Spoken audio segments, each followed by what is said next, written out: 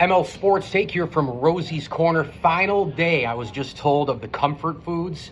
So get in here and get the chicken and biscuits, man. I'd order 2 or 3 of them, put them in the fridge, you have them for the rest of the week. You can also grab pizza and wings, hot and cold subs and more here at Rosie's Corner, a proud Platter supporter. Again, chicken and biscuits today, last day of the comfort food. So make sure you stop by Rosie's. Of course, gift cards are available. They're going to have the fish and the mac and cheese tomorrow and Friday as well here at Rosie's Corner, a proud ML Sports Platter sponsor. So I just had Jay Bilas on the show for Off the Charts, brought to you by CH Insurance. And I asked him about, top couple storylines in the tournament, and he jumped right out and said, well, it's got to be the 1 seeds. And honestly, I agree.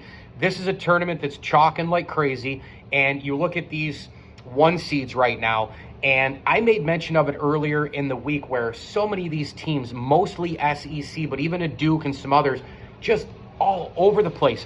Big guys, 6'8", 6'9", 6'10", even 6'6", 6'7", guards, etc., running up and down the floor, multiple skill sets, playing above the rim, playing defense, long, lean, tall, big, just wicked athletes all over the place.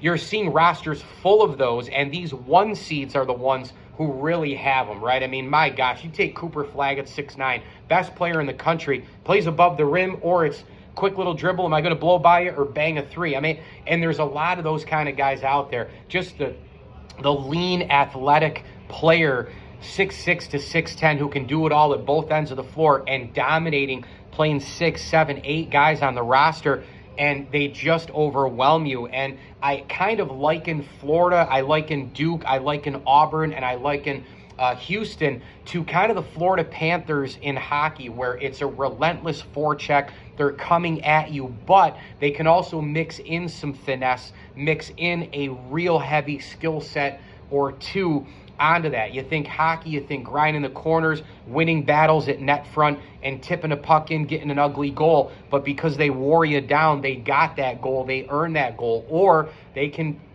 steal the puck defensively, go the other way 2-on-1. Next thing you know, Barkov finishes it off. That's kind of like a Duke, right? They can grind you down defensively. I think they're the best defensive team left of the number 1 seed. You can argue maybe a Houston or whatever, but I think Duke, with their defense so far in the first couple of games, I think they're the best, most complete team left.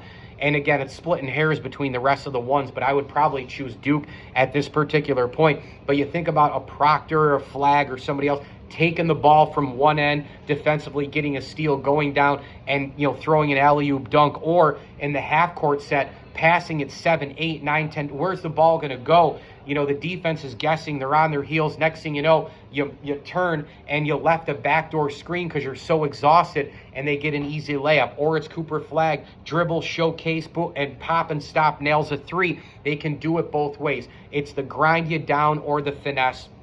Tons of guys who can hurt you between 6'6" and 6'10", guards, forwards, positionless basketball, tons of offensive and defensive sets. That's what these 1 seeds have. They're overwhelming. Now, it doesn't mean that they can't lose, but right now, it's just a matter of those teams are so up here. It will remind you of 2008 right now, and for sure will remind you when all number 1 seeds made the Final Four the last time it happened in 2008. Right now, though, looking to see, Arkansas and Calipari.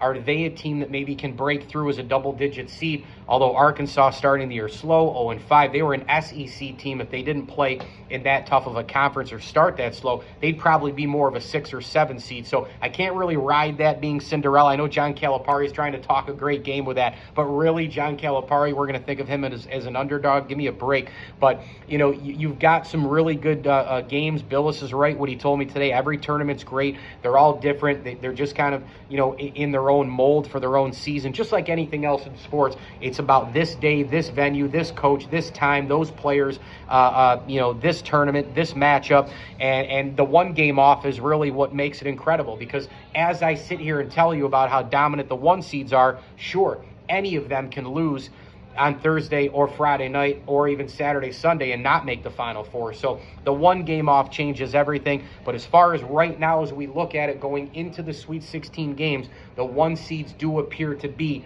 a notch above. Mike Lindsley here. Final day of comfort food, Chicken and Biscuit Wednesday. Make sure you get it today. They've also got hot and cold subs, Philly steaks, Try their amazing, amazing chicken Philly. I put a little tomato sauce on that baby. They got the pastrami Reubens, the meatball bomber, the chicken parm sub. You can also get other comfort foods after today, like the baked ziti, and a heck of a lot more. Fish Friday coming up in a couple days as well. All the drinks, all the desserts, everything in the cooler, the chips for the side as well. And make sure you stop by Rosie's Corner for all of the hot and cold subs, pizza and wing combos. Remember, I tried the honey garlic parm wings last week. They were to die for. So come on down to Rosie's today. Grab the chicken and biscuits and everything on the menu throughout today and the rest of the week. Rosie's Corner, Route 11 in Brewerton, a proud ML Sports Platter sponsor. As I always tell you, enjoy the games.